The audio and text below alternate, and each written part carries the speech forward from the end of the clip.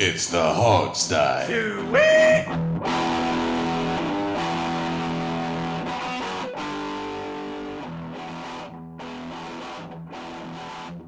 All right, ladies and gentlemen, welcome to the Hog's Die, your unofficial leading source for all things Redskins in the NFL. Sean, Steve, Robbie, and Alex coming at you today with another exclusive interview. Our guest tonight is current Redskins running back Silas Redd. Silas has been a Redskin for the last 2 years. He was formerly a U of Southern California Trojan and a Nittany Lion. We're excited as hell to have him tonight, so please, fellas, join me in welcoming Silas. Woo! All right. Thanks a lot, guys. Appreciate you having me. Absolutely. We appreciate it too. Trust me.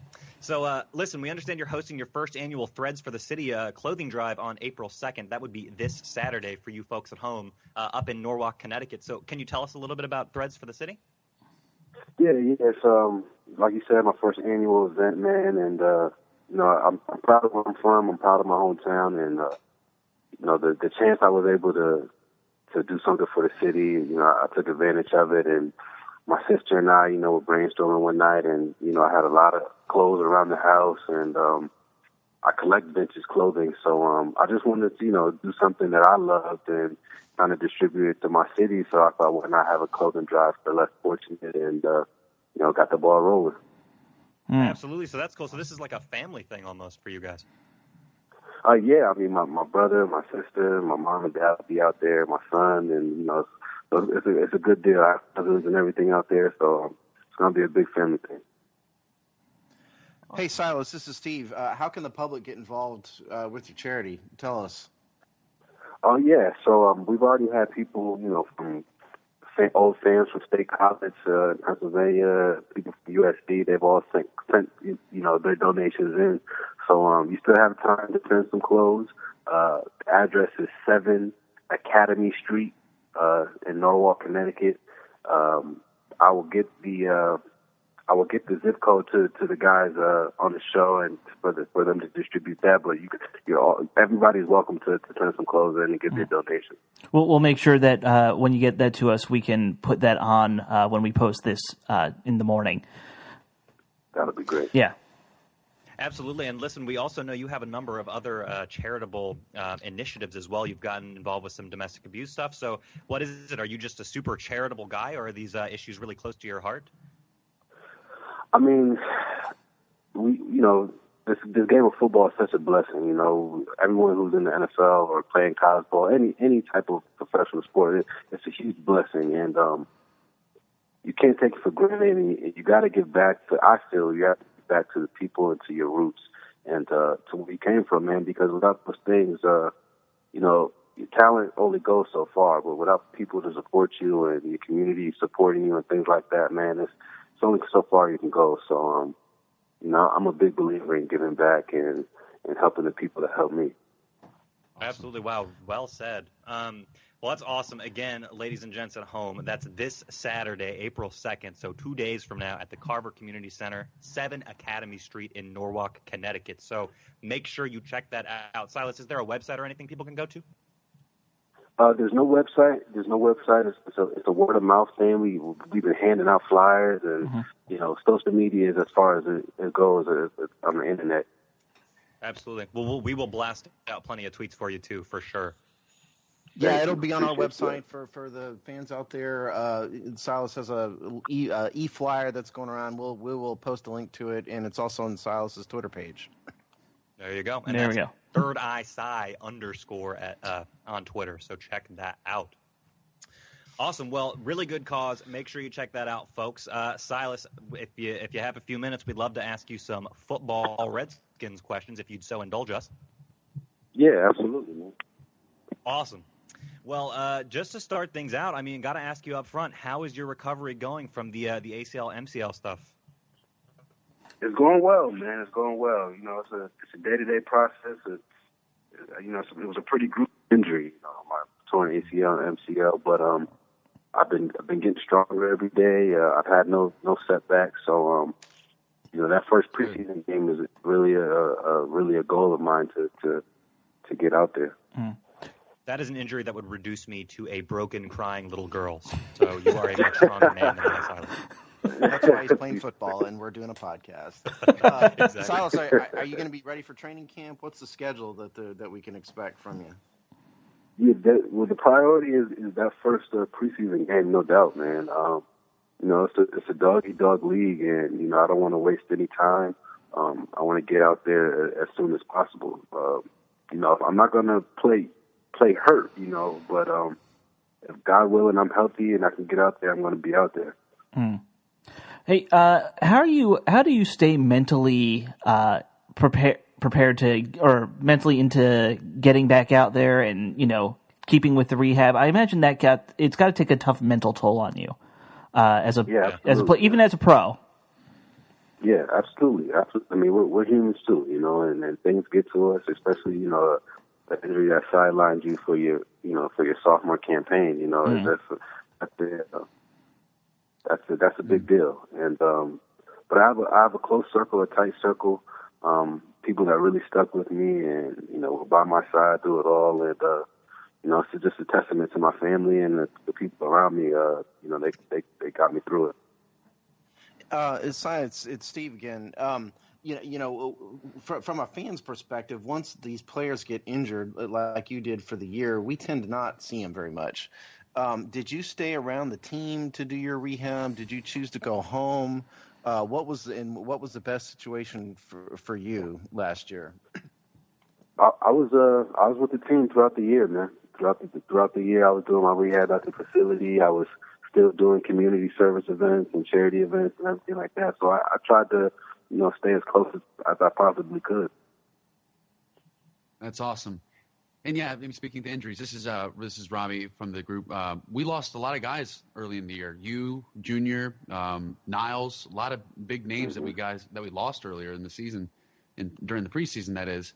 And now with everybody, seemingly ready to go back and get into the swing of things, seems like the team's gonna be a lot deeper this coming season, don't you think?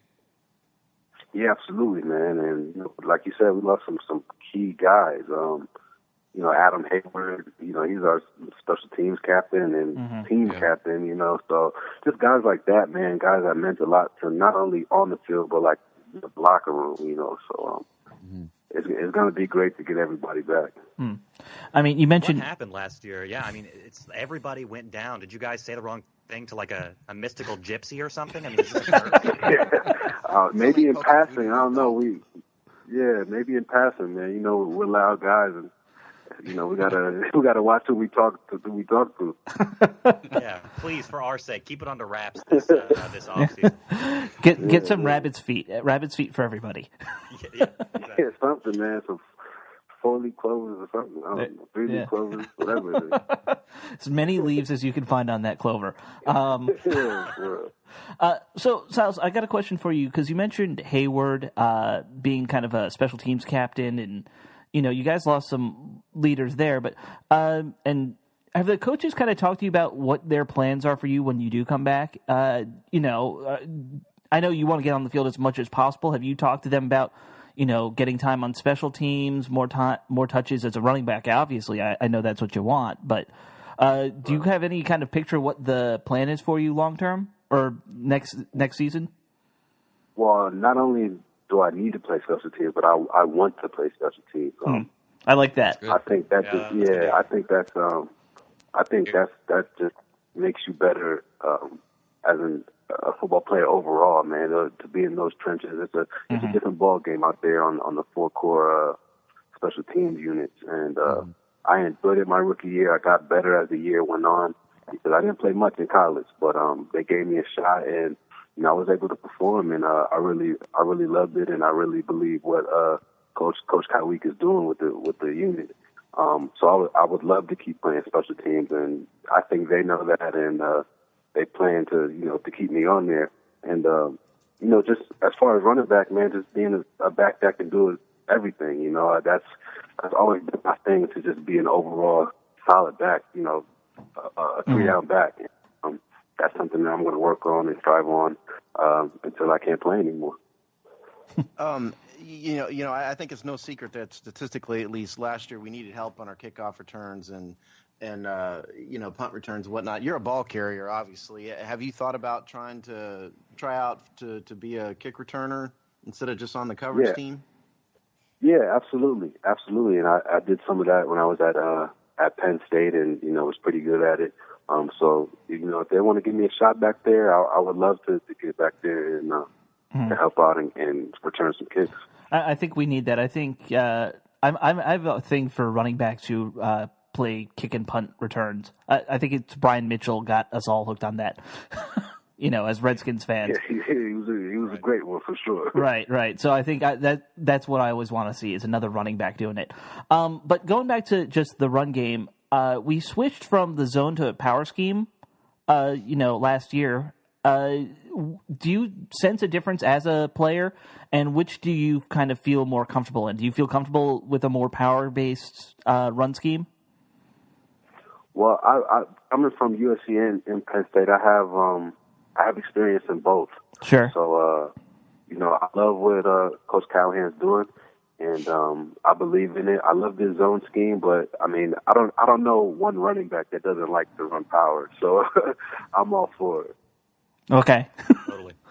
Well, yeah, Jay Gruden obviously uses running backs in the receiving role too. I know you did that a little bit in college, but not a lot. Has that been an adjustment to you to sort of transition into all of the running backs taking a more prominent role as a receiver in this offense? You seem particularly good at it. I think coming out of the backfield and running routes and catching the ball hasn't been new to me. But as far as splitting out to like a receiver stance or whatever, that was new to me, and I'm going to continue to work on that, continue my route running from that aspect of the field. So, man, it's just about getting better. Is it more fun for you to have such a varied offense? I would think as a player, having an offense where you have things like running backs splitting out and things like that, being a little different would be just more fun and interesting than kind of a normal vanilla offense. Is that true? Absolutely, man. It's dynamic, and there's more ways for you. What running back doesn't like being in space, Sure. So, right. It's more ways for us to get the ball in space, and from there, it's football. It's what we've been doing since we were 6-7 years old. So that's what I love about the offense. It just gives you so many opportunities to get the ball in space and for you to create and do what you do best. Totally. Well, Silas, we'd be remiss not to mention that you guys have lost Alfred Morris, the veteran of the group, the guy that's been there, a bit of a leader for you guys as well. Things seem to be a little different now. Coach Gruden's kind of basically penciled in Matt Jones as a starter, but with you recovering and kind of primed to make a big comeback, do you think it could be you make a good push to be that starter, or at least push Matt Jones? Oh, absolutely, and Matt knows that we're all going to be on him because he's going to be our guy. He's going to be our guy to start out. You know what I mean? He played so well last year, and he played so well last year with Fredo gone, like you said. He's stepping into that number one role. But, from myself, Pierre, Chris, Mac Brown. He's the head of the snake. So we're all following and we're all coming. It's a competition, man. It's never any animosity or nothing like that. But it's competition. So absolutely, and that's another follow up I had to that actually. By the looks of it, you guys are a very close knit group. But you're also at the same time competing for carries and to be the starter. Is there like a struggle to balance the friendship to competitor type thing, or is that just like a friendly competition? No, yeah, man. Look, we're all grown men. We all got, our family situations and our stuff off the field. We know every day that each one of us is there to work at the end of the day. You know what I mean? It's our job. And with that being said, as I said before, there's no animosity. It's competition. This is the world we live in. This is the job that that we're doing and what we've been blessed with. For us to for us to kind of get mad at each other or, you know, not work as hard because we don't want to hurt the other guy's feelings or something crazy like that, man, that's just taking the game for granted. And I can only speak for myself, but I would not do that. Sure. Totally. Well, speaking of, you know, being leaders and how we've lost, you know, a couple guys like Alfred, you know, we've also lost Terrence Knighton, who just signed with the Patriots today. Jason Hatcher's not on the team anymore, and Deshaun Goldson's out in free agency. You know, besides Young. D. Hall and Kirk and Yeah, Adam D. Hayward, Young is a big one. Yeah. Good point. Who do you see, you know, kind of stepping up into more of a leader role, or is there guys on the team that's a leader that we don't quite know about? I mean, you have your lead by example guys. You know, your all stars, your Pro Bowl, your Trent Williams, and you know, things like that, and Sean and Pierre or whatever. But I think, man, this is going to be my third year. I know the ropes, I know the game, and I'm going to start. You know, I got to continue to carry myself as a pro, and I would love to coach these younger guys and just give them a piece of my experience. Even though I missed last year, you know, I still have a year experience in the NFL, and you know, I could just give them a different perspective, and you know, hopefully, what I have to say, they listen, and it helps them. Absolutely. I love that answer, by the way. Well, you know, it's interesting because I think every player we've interviewed this year has talked about how much of a leader Trent Williams is and how much of an athletic freak of nature, you know, he is. You know, what do you think of Trent Williams as your lead blocker there on the left side of the line? Yeah, you don't have too many bad days when Trent's leading the way, man. On and off the field. I mean, I've been at this man's house. I've met his family. He's opened me up to, you know, his life outside of the work. And, you know, really, my big brother's on the team, man. He really took me in my first year. And, you know, I have nothing bad at all to say about Trent, man. Sure. He's a Hall of Famer. No. I'm playing with the Hall of Famers. So, you know, every day I think Still about there, Silas? that, and every day. Yeah, I'm here. Sorry about Wait, that. yeah, I think your cell phone cut out there just for a minute. I think what you were talking about was how, you know, Trent kind of helped you out, you know, there every day. You know, as a rookie and as a first-year player, other than Trent, were there guys in the locker room who kind of took you under their wing, so to speak, as a mentor role? Absolutely, and you know, it hurts me still that we've lost him, but Darrell Young, man, he from day one he's taken me in and really become my mentor on the team. Him along with Niles Paul and RG3, those guys, man, they took me in and they made me a part of their group, and you know, I'm really going to miss those guys that are gone. Yeah, so are we. Absolutely. Well, about the locker room, you know, that all the serious stuff aside, who's the biggest clown that you know of, or is there anybody that does an impression of Coach or something that keeps everybody entertained? Big Bake always. You guys see it. It's no different in the locker room. You know what I mean? Big Bake is Big Bake, man. He's always gonna come to work. He's always gonna be in a good mood. And always gonna keep you laughing. Him, Will Compton, Niles is crazy. Hayward is crazy. Like, we got some characters, man, for sure. So nobody has a Jay Gruden impression that they do during training camp? Or would that get them into too much trouble?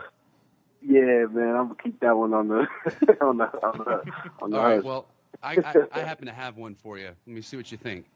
Well, I think what we're going to do is we're going to have Robbie, as Jay Gruden, ask you some questions like you're in a meeting. Are you ready for this? All right. Yeah, good. All right. Silas, what the hell were you doing on the field? You see what Alfred's doing?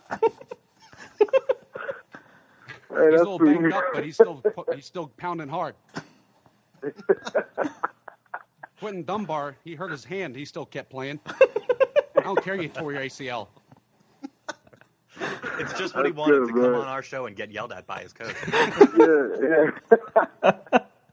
I get enough of that. You didn't already. really give him a good way to answer that either. No. You know, it's like, hey, I'm sorry. I did. Silas, he's got a torn ACL.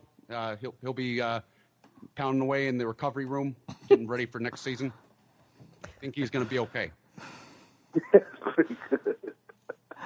That's you, Coach Gruden. Does he have any? Last thing before we wrap up here. Yeah. Does he have any like isms that we don't know about, like in the locker room speeches or team meetings and stuff that he says all the time that you guys joke on? Give us some juice. Robbie needs to bump up his impression, so he needs to know some inside skinny. Impressive. Nah, nothing. Nah, he's good, man. He switches it up. It's not just the same speech every time, man. He switches it up on us, which is a good thing, I think. So. Yeah, that is good. Mm-hmm. I played college ball myself. Our coach was kind of robotic at times. It was pretty funny. I think most of them tend to be that way. Funny. Yeah, for sure. All right, well, awesome. Silas, thank you so much for being on our show. You have no idea how much this means to us. It really, really is huge. Really excited to see you on the field this coming year, and can't wait for all the exciting things that your future with this team holds. So, wanted to again say thank you one last time. Make sure you check out Threads for the city people. We'll be tweeting out some info on it. You can also check it out on our website, thehogsty.com. But again, it is this Saturday, April 2nd.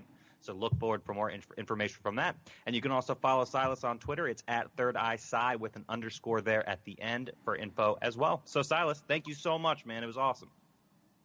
Thank you guys for having me, man. I had a blast, man. That was real fun. Thank you. Thank you. And hope you have a good offseason, man. Thanks very much. Appreciate it, man. All right. Well, that was an awesome interview, guys. That was really funny. Silas Redd, who'd have known, a very charismatic, funny dude. That was a great time. Chill. Very chill, too. Yeah. Yeah, I'm surprised. I mean, I'm surprised, and I'm also not surprised that he wasn't willing to talk more about who does Jay Gruden impressions and whatnot. I mean, he's got to be somewhat smart. He's no rat. I think he was just keeping that close to this. He's not D'Angelo Russell. Yeah. Right. Nice. But nice. Yeah, but I could tell he kind of liked. I could tell he loved your impression, Robbie, but he didn't really know what to say because he's thinking, I don't want to get myself in trouble here. Right. What do I say? No, but I thought he was good because he told us about his rehab schedule, so that's news. Mm-hmm. He told us his goal is first game of the preseason, to be back on the field. So it sounds like he was basically on schedule with it. So that's good to hear. Mm-hmm. I loved his. I loved his reaction to Robbie's question about being a leader. Most guys will say, well, maybe this guy, maybe this. No, he said, I'll step up. Yeah, he took it on himself. I totally dug that. And he was very matter-of-fact about it, too. It wasn't like he made a big thing out of it. It was, I'm in my third year. I'll teach the rookies what to do. And that was great. That's right. Yeah, I thought that was great, because I think he has a real – I don't know about you guys, and I guess Robbie's the one to know best. I think he has a real chance to be a solid contributor for us. I mean, he's had great results, running, aside from his fumbling problem he had, there at the beginning. All guys have that early on. I mean, that's pretty yeah, look at Matt Jones. But statistically, he's averaging like over 4.5 yards a carry for us. That's right. I think he's doing well, and I think he can push Matt Jones to start maybe even. Absolutely. And I mean, it's pretty obvious that we will draft a running back at some point in the draft. I don't think it'd be early, but we'll have that guy that's still going to be learning the ropes. If Silas is healthy and ready to go, I think he absolutely could push that starting spot. I would love to see him take on that role, maybe a Liddell Betts type role as a solid heavy use number 2. Something like that. He'd be the Ahmad Bradshaw to Matt Jones's Brandon Jacobs, But I think he's sitting in a perfect spot to really push Matt Jones to be the starter because as we've talked about before, Jones is shown to be a little bit of a knucklehead, and he shows the big playability, but he fumbles and doesn't have the consistency that you'd look for in a feature back so far. Yeah. So he's sitting pretty right now. Well, I mean, Silas I like that really does kind of have the look of a feature back. Sorry, Sean. Go ahead. No, you're good. I was just going to say, I mean, he kind of acknowledged that both there's a major leadership vacuum with everybody leaving, but also that there's all these guys coming back too. So I think we're going to see a lot of guys pushing for starting positions that we've kind of forgotten about, over the last year because they've just, they've been out since Silas and Niles, like we said in the show. That was that first preseason game. Some guys before that. And remember, Niles was slated to be the number 1 tight end. So exactly. That could be a very interesting way. This could be a very interesting, surprising year. I was a big fan of his just quiet confidence that he had. You know, I love that. He wasn't, cocky or arrogant, but he was very humble and yet very confident in himself too. That was very. Yeah, he's confident. I respect that. He's confident in his. He's confident in his abilities. Clearly, as a football player. Right. Yeah. Right. Yeah. As he should be. Well, it's going to be interesting to see. I'm glad we have him on the show. It's going to be interesting with him coming back. Obviously, considering what we know about Jay Gruden's preference for running back types, Silas Redd kind of fits that, what Jay Gruden has worked with in the past. So a nice, timely, awesome interview for us here on the Hogsty. Anything else about this interview, guys, we should talk about before we wrap up? No, I hope everybody... I need guy blocking for him. That's about it. Yes. Well, this is some interesting news, yes, that just came out today, but potentially could be worth a mention. We'll have to talk about it more on the next episode. But news out of Redskins Park today is that Vernon Davis is on the team. Yep. Anybody here blown out of their socks by this, or is this kind of like a stereotypical get a veteran dude? Veteran dude, great blocker. He was a very dynamic receiver as a tight end, but now he's kind of just on the downhill slope. Right. He's had 2 touchdowns in 2 years. He was like a 4.3 guy, high 4.3 guy. If he can run in the 4.5 area still, he'd still be blazing fast for a tight end. Pair him with Jordan Reed, could be good things. Football player. That's all I'll say. Yeah. Football player. And he plays the sport of football. Exactly. And basically, to wrap it up, the position itself, it's ridiculously deep right now. Reed, Niles Paul, Vernon Davis, Derek Carrier, Logan Paulson. And then we have another guy whose name I can't remember. The 5 of them, though, that's a pretty deep group. Carrier showed some flashes of good stuff for us before he got hurt. He wasn't the blocker like Vernon is or Niles could have been, but or even Logan Paulson. But we got a ton of guys that are going to be fighting for a roster spot. Just wait till you all see 5 Jay of them aren't Gruden's- making the roster either. Well, exactly. We aren't going to carry a fullback, so there's a chance for Jay Gruden to don the first ever 5 tight end set. 5 tight end set. God, that would be interesting. They'd all be moving at different speeds. Early safe prediction is it's going to be Reed, Niles, and Davis. You think so? Yeah. Okay. Yeah. I can see that. Because Niles is a blocker. People forget because he didn't play, but Niles is a pretty good blocker. Yeah, he can get out and block one-on-ones. So it kind of limits the need to have Paulson. But Yeah. Well, things should clarify much more in the coming months. We will keep our eyes, obviously, on all the news coming out of Landover and Redskins Park. Keep you up to date as well. So keep checking back with us. Hogsty.com and at the Hogsty on Twitter. So stick with us, and we will see you guys next episode. And one last time, by the way, Silas Redd Threads for the City, Norwalk, Connecticut, 7 Academy Street. It's on Saturday, April 2nd. That would be day after tomorrow. Right? Yeah, Saturday, April 2nd, day after tomorrow. So be there or be square, and you can check back on our website for more info. We're going to post some stuff there. So see you next time. Peace. Bye-bye. Bye-bye. later. Perfect.